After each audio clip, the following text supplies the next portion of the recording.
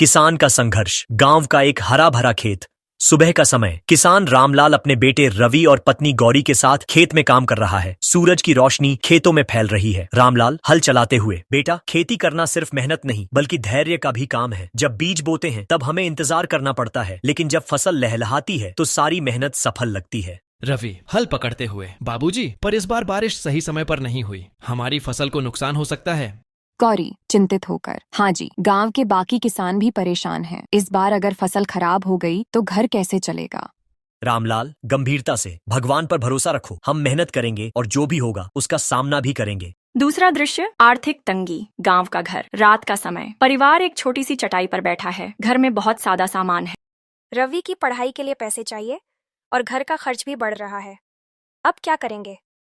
Bank से कर्ज लिया था, अब उसे चुकाने का समय आ गया है। अगर फसल ठीक से नहीं बिकी तो मुश्किलें और बढ़ेंगी। बाबूजी, क्या हम कुछ और भी कर सकते हैं, जैसे दूध बेचना या सब्जियां उगाकर शहर में बेचना? यह बुरा विचार नहीं है। हमें कुछ नया करने की कोशिश करनी होगी।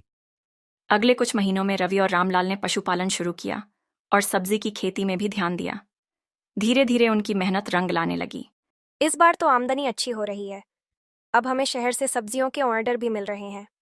हाँ माँ, और मैंने मोबाइल से ऑनलाइन सब्जी बेचने की भी कोशिश की है। लोग गांव की ताजी सब्जियां पसंद कर रहे हैं। यही तो असली किसान की ताकत होती है, मेहनत और बदलाव के साथ जीना।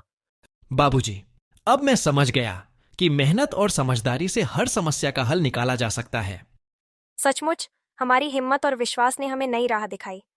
भगवान मेहनत करने वालों का साथ जरूर देता है। यही किसान का असली जीवन है। सभी मिलकर खेत में काम करने लगते हैं।